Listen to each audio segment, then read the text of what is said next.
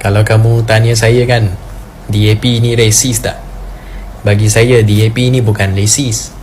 Sebab apa? Sebab DAP ni mereka tipu semua kaum, bukan tipu satu kaum saja, kan?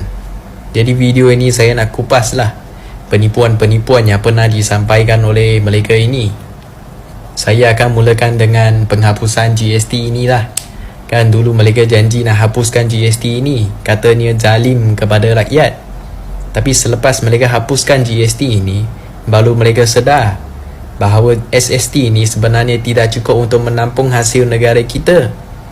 Sampai orang yang dulu paling kuat membantah GST ini pun tampil ke depan cadangkan supaya kembalikan semula GST ini. Malah World Bank dan juga IMF pun cadangkan supaya kembalikan semula GST ini. Dan ikut fakta terkini pun sudah ada 176 negara yang melaksanakan GST ini. Jadi Malaysia sememangnya dah ketinggalan berbanding 176 negara yang lain. Dan penipuan yang seterusnya adalah mereka berjanji untuk menaikkan royalti petroleum ini kepada Sabah dan Sarawak serta negeri-negeri pengeluar petroleum yang lain kan kepada 20%. Tapi selepas 3 tahun mereka jadi kerajaan, Sabah, Sarawak, Kelantan dan juga Terengganu masih menerima 5% royalti petroleum, bukannya 20% seperti yang dijanjikan oleh PH. Jadi ini merupakan satu pengkhianatan janji secara terang-terangan. Kemudian mereka pun pernah janji nak hapuskan tol ini.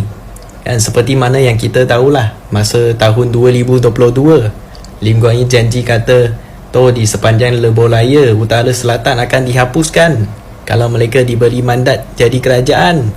Tapi selepas mereka jadi kerajaan, mereka pula yang lanjutkan konsesi plus ini sehingga tahun 2068. Ini juga bermakna rakyat masih perlu menanggung bayaran tol untuk tempoh yang sangat panjang. Kemudian mereka juga berjanji nak pisahkan jawatan Perdana Menteri daripada Menteri Kewangan ini.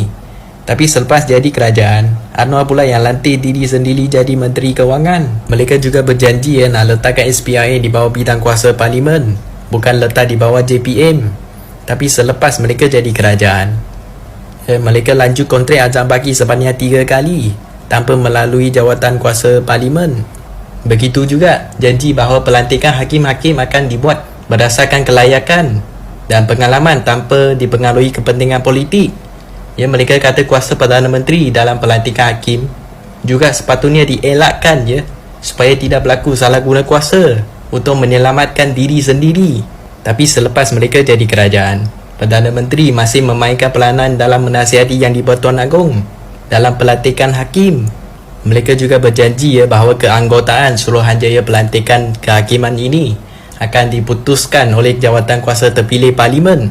Tapi selepas mereka jadi kerajaan, PM Anwar pula yang masih ada kuasa untuk lantik Ahmad Teliluddin ini jadi ahli JAC. Seterusnya mereka juga berjanji bahawa pelantikan ahli lembaga pengarah GLC nasional dan negeri akan terdiri daripada golongan profesional, bukan berdasarkan kaitan politik mereka. Tapi selepas jadi kerajaan, masih terdapat banyak lantikan politik seperti pelantikan MPPKR, bekas Sepoh Hanayo dan juga veteran DAP. Begitu juga PH janji nak menjadikan Malaysia sebuah negara yang mempunyai rekod hak asasi manusia yang dihormati dunia kan. Tapi realiti ni menunjukkan sebaliknya. Seterusnya mereka juga berjanji nak masukkan undang-undang yang dianggap zalim seperti Akta Hasutan, AUKU dan Akta Mesin Cetak. Tapi selepas mereka jadi kerajaan, semua akta ini masih dikekalkan. Katanya mahu menjamin kebebasan media, tapi indeks kebebasan media kita sudah jatuh ke tangga ke-95. Begitu juga janji untuk mengagihkan peruntukan secara sama rata tanpa mengira parti. Tapi kerajaan Madani ini jugalah yang menafikan peruntukan bagi kawasan pembangkang. Mereka juga berjanji nak menjadikan Malaysia sebuah negara yang dikenali kerana integriti bukan kerana rasuah. Tetapi mereka jugalah yang melantik Lim Guan Yin menjadi pengerusi ACA PICD walaupun mempunyai kes rasuah. Mereka juga berjanji nak beli 50% hasil cukai kepada Sabah dan Sarawak. Tapi selepas 2 kali jadi kerajaan, janji itu masih tidak ditunaikan. Begitu juga dengan janji pengiktirafan UEC, sehingga kini masih belum diiktiraf.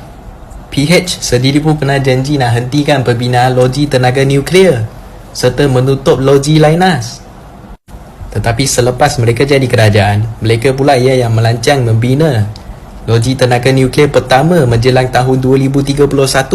Dan mereka jugalah yang melanjutkan lesen Lynas selama 10 tahun. Dan banyak lagi janji-janji palsu ya, seperti nak hapuskan AES, selesaikan kes Teo Beng Hock. Jadi saya nak tanyalah pada Mat Sabu, apa fungsinya untuk sokong Anwar lagi? Takkanlah nak kena tipu kali kedua?